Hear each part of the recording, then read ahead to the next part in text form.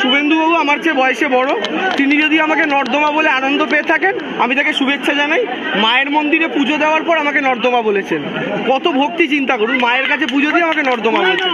তো উনি বলেছেন, আমি ওনাকে শুভেচ্ছা জানাই, মায়ের কাছে প্রার্থনা করি মা ওদেরকে সুবুদ্ধি দাও। বলছি আপনার নাম প্রার্থী ঘোষণায় তালিকায় প্রকাশ পেয়েছে, কিন্তু বিজেপির এখনো নাম প্রকাশ করতে পারেনি, কিন্তু কালকে অভিজিৎ গঙ্গোপাধ্যায় মন্দিরে এসে পুজো দিয়ে গেছেন, কিন্তু তারপরে আপনি এলেন, কি বলবেন? দেখুন, কোনোদিন দেখেছেন ক্যান্ডিডেটের নাম অ্যানাউন্স করেনি পার্টি, কিন্তু ক্যান্ডিডেট চলে এসছে। তো জানি না, আমি হয়তো ওদের ফিক্সই রয়েছে সব ভেতর থেকে, সে যেই ক্যান্ডিডেট হোক আমাদের কিছু যায় আসে না। বরং আমরা মনে করি বিজেপি যাকে ক্যান্ডিডেট করবে ভাবছে তিনি প্রার্থী হলে আমাদের খুব সুবিধা হয়।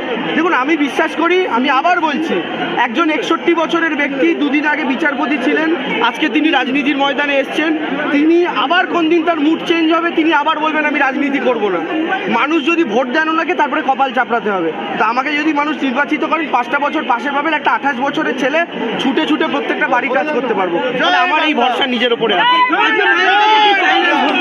মায়ের কাছে বললাম, বাংলার মানুষ তাদের প্রত্যেকের যারা মায়েরা কাকিমারা আছেন বাড়িতে, তারা প্রত্যেকে ভালো থাকুন, তমলুকের মানুষেরা ভালো থাকুন, এবং এই জিনিসটা চাইলাম যে তমলুকের মানুষ যেন সঠিক প্রার্থীকে নির্বাচিত করে, তাদের জন্য যে ভালো হবে।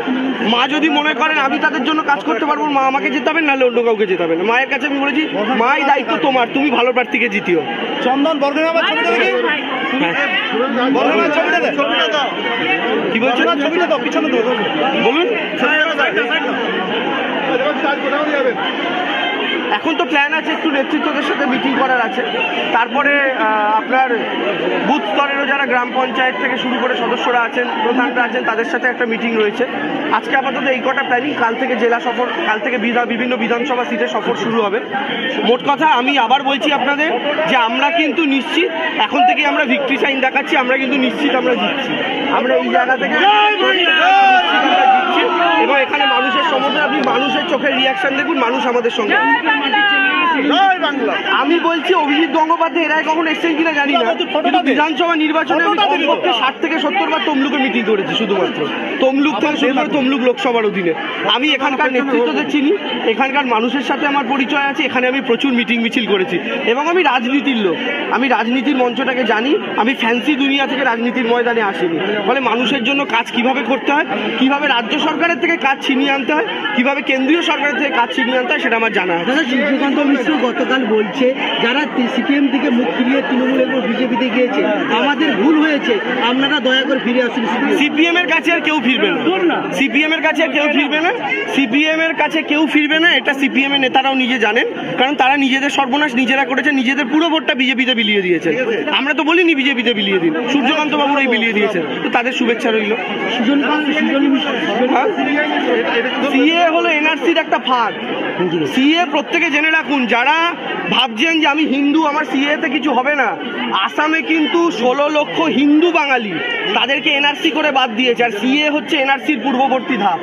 এই সিএ দিয়ে আপনাকে বলবে আপনার কোনো অসুবিধা নেই, নাগরিকত্ব পেয়ে যাবেন, এনআরসিতে নাম বাদ গেলে অসুবিধা হবে না।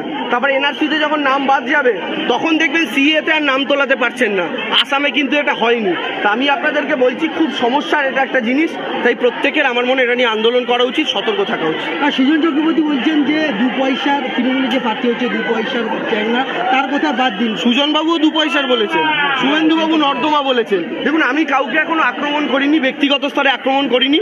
আমার থেকে বড় বড় নেতা সুজনবাবু আমাকে 2 পয়সা দাম দিচ্ছেন, আমি খুব খুশি, আমাকে 1 পয়সা বলেননি, আরও 1 পয়সা বেশি বলেছেন। আর শুভেন্দুবাবু তিনি আমাকে নর্দমা বলেছেন। তো নর্দমা বলুন, 2 পয়সা বলুন, আমি নর্দমা যদি হই, আমি যদি 2 পয়সা হই, আমি 2 পয়সা নিয়েই মানুষের কাছে যাব।